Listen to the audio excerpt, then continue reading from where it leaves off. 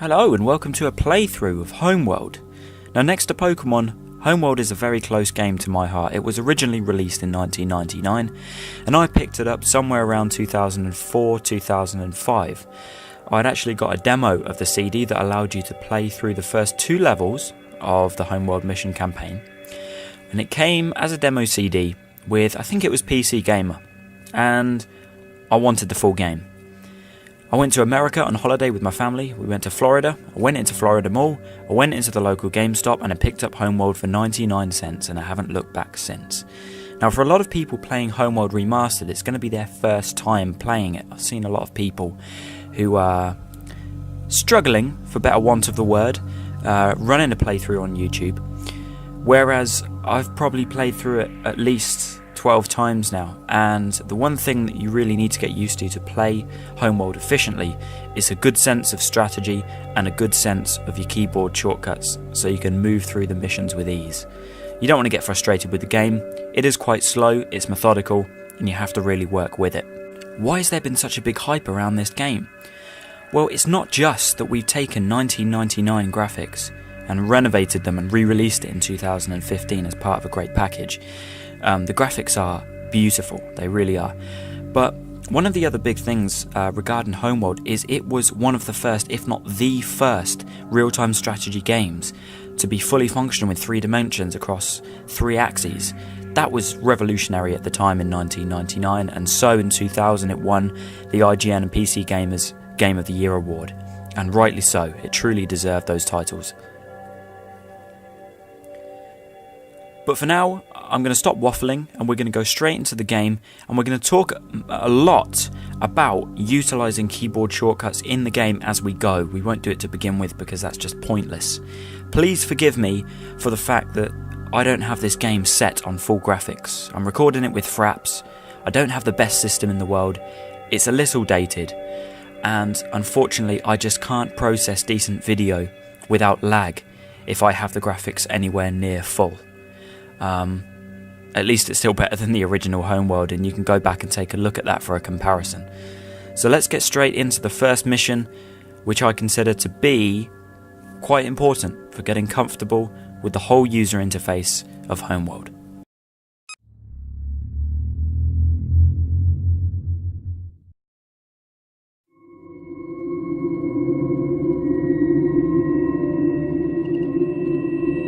"100 years ago, a satellite detected an object under the sands of the Great Desert.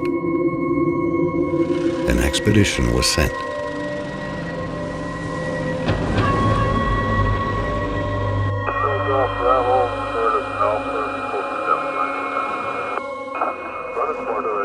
An ancient starship buried in the sand.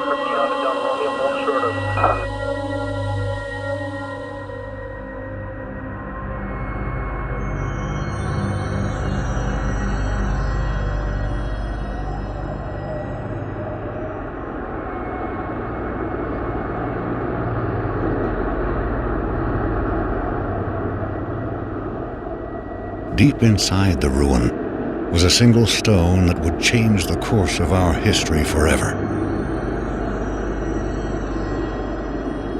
On the stone was etched a galactic map, and a single word more ancient than the clans themselves: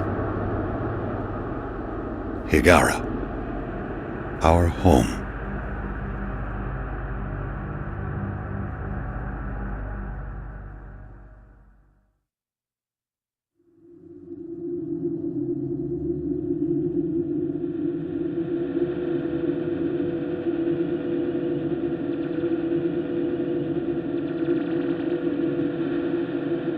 The clans were united, and a massive colony ship was designed. Construction would take 60 years.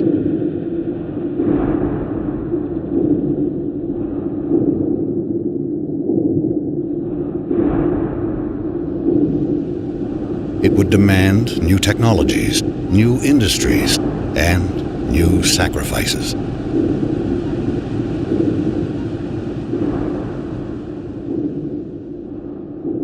The greatest of these was made by the scientist Karen Sajet, who had herself permanently integrated into the colony ship as its living core. She is now Fleet Command.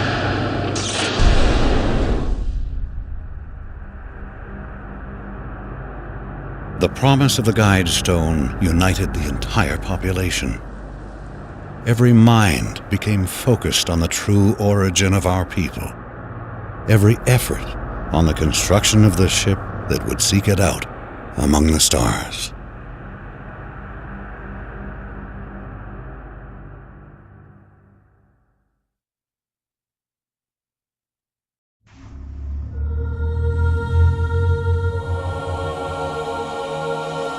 Scaffold control standing by.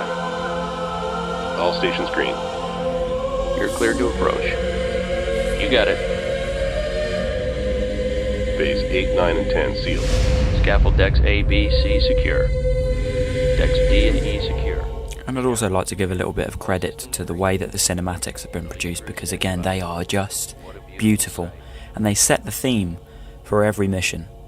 Not just that, I think we really owe it to the producers of Homeworld at Sierra and Relic for choosing people to do the voice acting, which really made this game live. There's a lot of games where the voice acting is very poor. Unfortunately, I found Homeworld Cataclysm to be one of those games. The voice acting was just peculiar for me. It didn't seem genuine. And the voice acting in this first Homeworld game was especially magical. In two parts, the Bentusi and in the Gardens of Kadesh. Two very extraordinary pieces of voice acting, which we'll see as we progress through the cutscenes in Homeworld Remastered.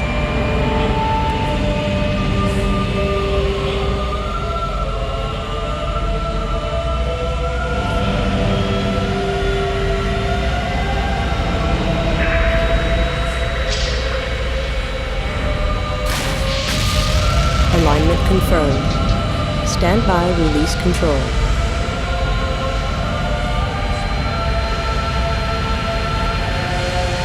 All caliper banks released.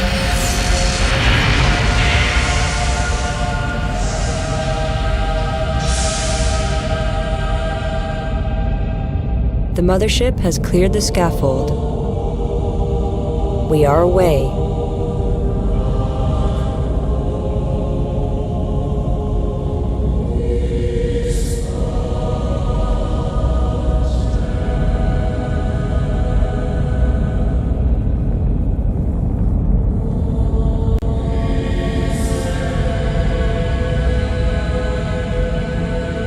Stand by for command line testing.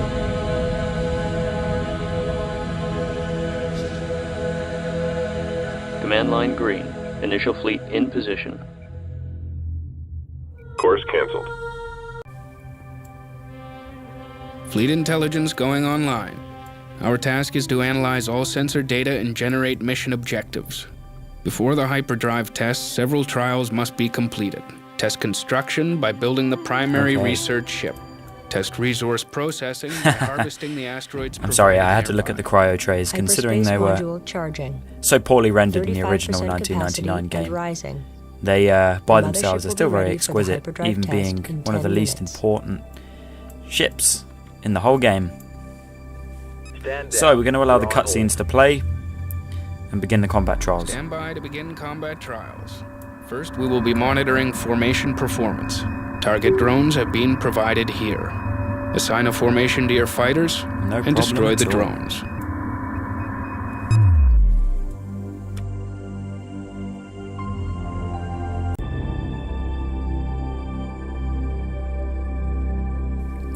Now, if there's one thing we need to get used to, and use this first mission to get used to some of these functions, is your keyboard shortcut. Space, we go straight to the Sensors Manager. If you were to play the tutorial, you would have got a few ideas as to your keyboard shortcuts. Acknowledged.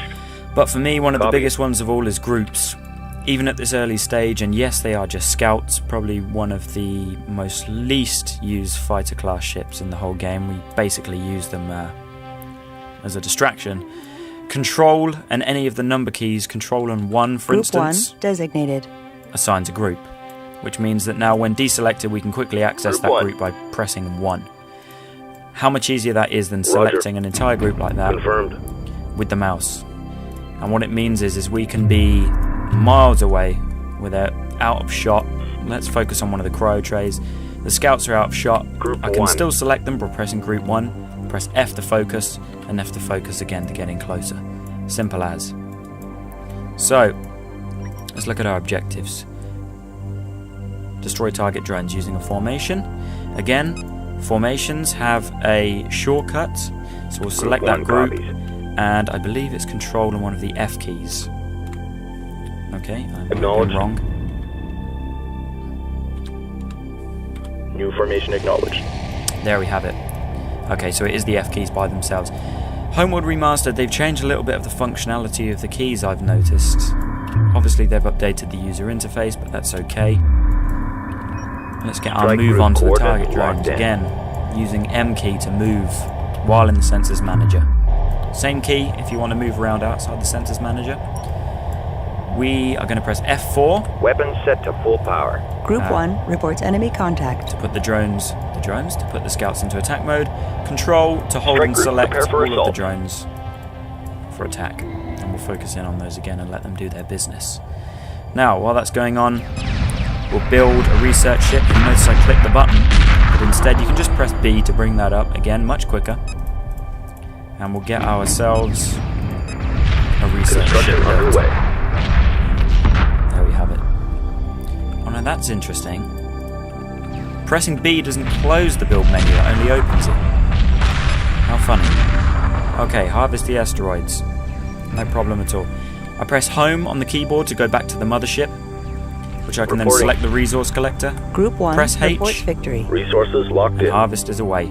Group 1 reporting. Let's focus back Pursuing in on those. targets. So you can see this first mission is really getting you used to operating functionality between complete.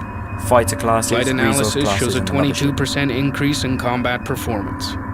The next trial will test the effectiveness of tactics. Stand by to begin tactics trial. Use aggressive or evasive tactics and engage the target drones here. Now here's something interesting. You'll notice that without my command, the scouts attack these drones as they were spawned into the world. The reason for that is because they're on F4 in attack mode. So as soon as an enemy ship is recognized, they're going to attack it, regardless of whether you actually offer commands.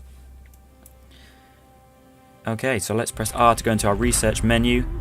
We'll research, what have we got to research again? Let's have a look. Research the fighter chassis, no problem at all. Insufficient resources. Research paused. Group 1 has defeated the enemy. Enemy unit emerging from hyperspace. Group 1. I'm going to press Defensive F3 perimeter set. to put them into neutral so they won't attack immediately. I believe the next drone Tactics ship to trial spawn complete. will be for the salvage team. The next trial will test the performance of the salvage corvette. Build one and capture the target drone here.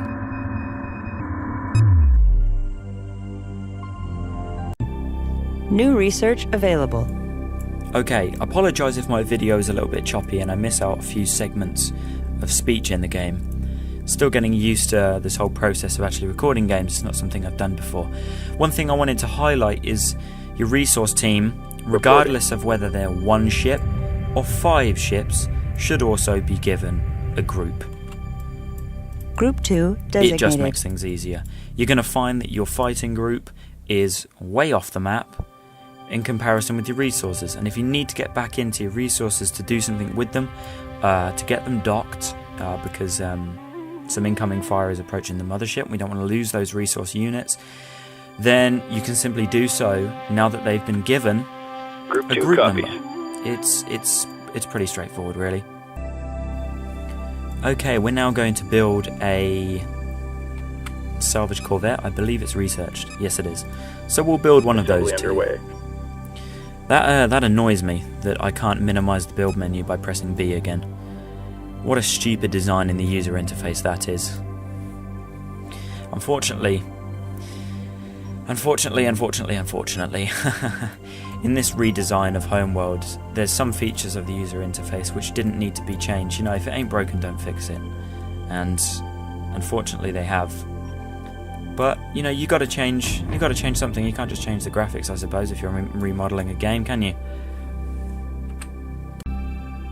Now, what I want to highlight as well is the pause menu. In the time that I just simply stopped and re-recorded again to save in small blocks, save the video content in small blocks, the salvage corvette was built. Now, this is where I'm going to illustrate the pause menu. You notice everything stopped, and all I had to do was press the pause button on my keyboard, which is just above page up on your standard keyboards, and it pauses the whole game. But this does not mean you lose functionality. You can click on any ship, like the salvage corvette. You can select a group and focus in on that group while the game is paused. Nothing changes.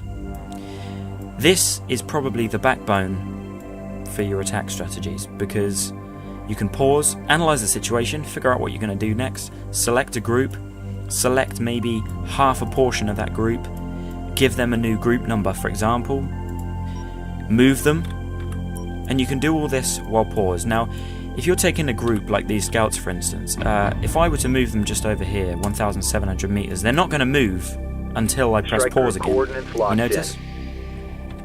So any actions will only be completed once you unpause the game, of course. But that's that. Let's carry on. Strike group coordinates locked in. Now, for the salvage corvette here, I'm going to assign that to group 3. Group 3 for the time being. And we've got our target over here. I just right click on that, and the salvage corvette will automatically zone in onto that target.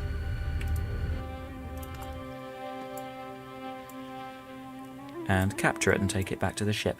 Now, if there's one rule in Homeworld, if you can destroy a ship, you can salvage it. And this is where somebody who has played Homeworld before will understand that your life becomes much easier when you start to salvage ships rather than destroy them, and claim them as your own. Now, one thing I want to touch on is the view menu. You press the Alt button and the mouse will have an eye underneath it. This enables you to look at a ship without actually selecting it. So you can look at enemy ships or non-playable ships such as these cryo trays.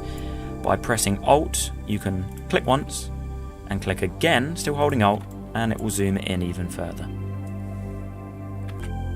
Now, because I'm a complete idiot, I actually went to minimize Homeworld, using Control Shift and ESC to minimize it and come back to Windows. But I may as well tell you this now, that doesn't actually pause the gameplay. For some reason, it didn't pause itself. Now, the old Homeworld it did, so just make sure that you manually pause your game if you plan on minimizing Homeworld. Because right now I've paused the game again, the salvage corvette took that drone into the mothership, and we're now ready to move on to the next level. This is the hyperspace button, which will come up once the level has been completed and you've met the requirements in the objective window, so to speak. So that's something to bear in mind, is manually pause your game.